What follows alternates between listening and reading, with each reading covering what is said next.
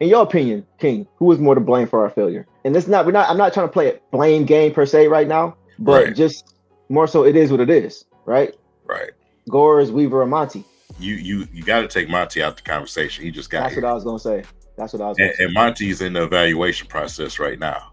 So it's obviously between, to me, it's just Weaver. I can't even just go with Gores, to be honest. Gores is the owner, bro. Weaver's is the guy that made these deals. Period. I love Weave, but the roster, some of the guys we got on this roster, some of the trades that we made, That's true. some of them trades we made, he did that. So just as much as we praise Weave, we got to give him some blame. It's okay. I had to do the same explaining to these Lions fans here. It's okay to call out when your GM done did some bullshit. It's okay. Right. No Absolutely. GM is perfect, bro. But when you look at some of the things that's going on with the roster and the mentality of some of these dudes, he brung them here. Right. So how am I sit here and blame Gores? Like, I've seen these stupid articles out there, sell the team, move the team, all this dumb shit I've been reading out here. No, bro. That's not happening. I agree with you in part. We were just talking about the roster construction, right? And how it's okay to stock up assets, but you can't let it get away from you to where you have no identity in your team. I agree with that part. But I will say this. If what we heard is true, going back to the coaching hire, if what we heard is true about the fact that Troy Weaver wanted Kevin Ollie, but Tom Gores wanted Monty Williams, then I have to give him blame too. Why are you as an owner overruling your GM when it comes to the coach that he wants to have for his players? What are you doing? If that is, like I said, only if that's true, that to me will put him above, because that's where it starts.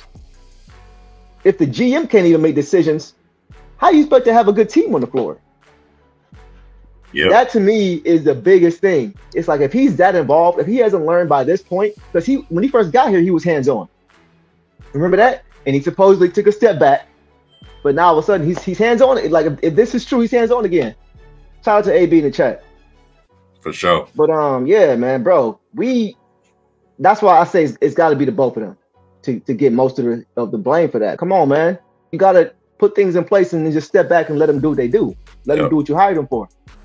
So yeah, like I said, you know, a lot of people didn't want Kevin Ollie because he wasn't the sexiest name or whatever, but we all love Asar. We all love Asar and Amen Thompson, and that man had a lot to do with those two.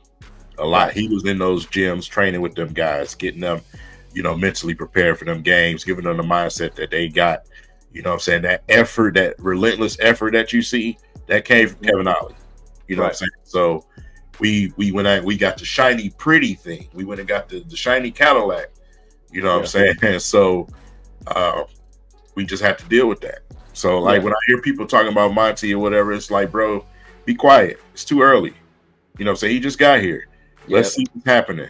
You know what I'm saying? So it's a little bit of blame to go around.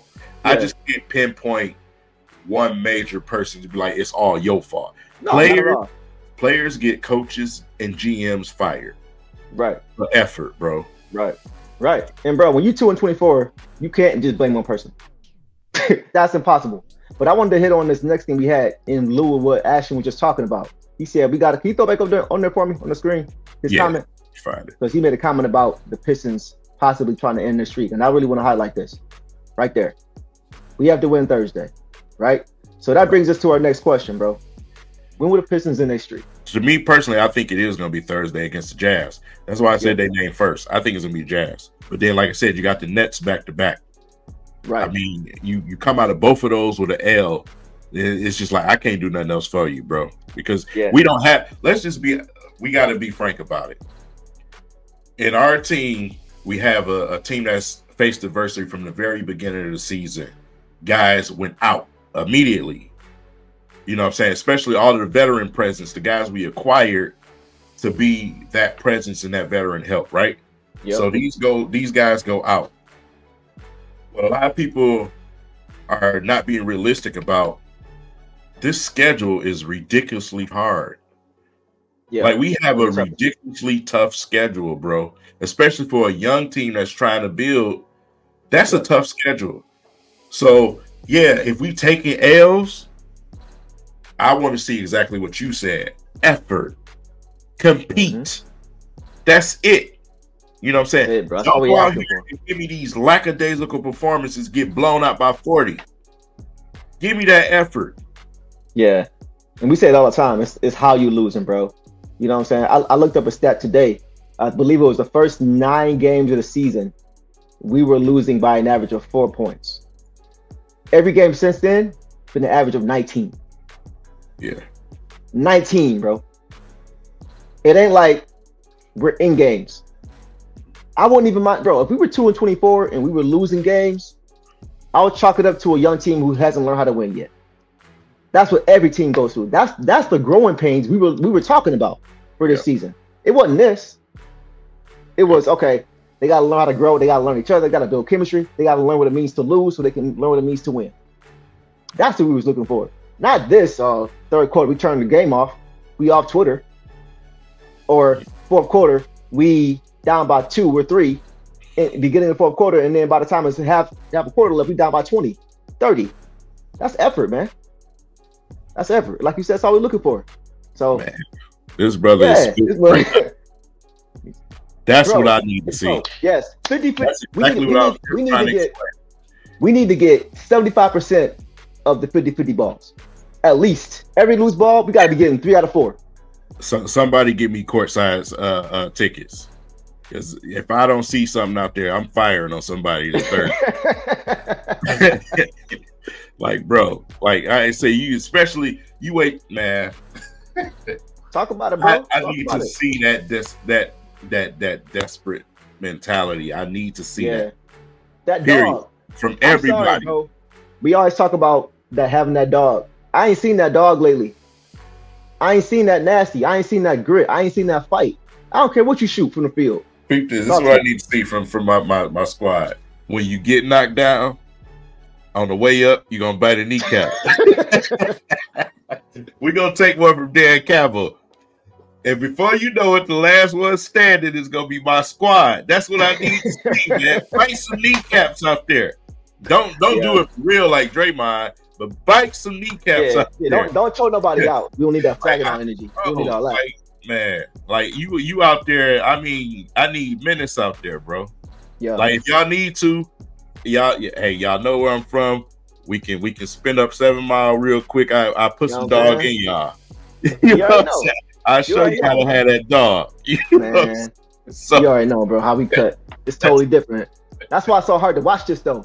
You know what I'm saying? That's why it's so hard to watch. Because even when we played, bro, and we weren't, at least I wasn't on the level of an NBA player. You know, I played in high school, could have went to college and played. But that's just how I played basketball, because that's how I was raised, man. I was raised, whatever you're doing, to go get it. Go get it. Go get it, dog. I ain't got no broken rim in my garage right now for no reason. Yeah. Like, bro. Yeah. Bro, end somebody's career out there. I don't care. Like, for real, man. I want to see anger that we're losing. Remember what PJ Washington did to Stu? I want to see something like that, bro. Show me you care. Show me you care, man. Somebody get ejected. You know what I'm saying? Because they doing whatever it takes to win a game. Like, I don't care, man. This streak has to end. We need to see them. I said it before. We got to see them standings. We can't see L25. We need to see W1. Man.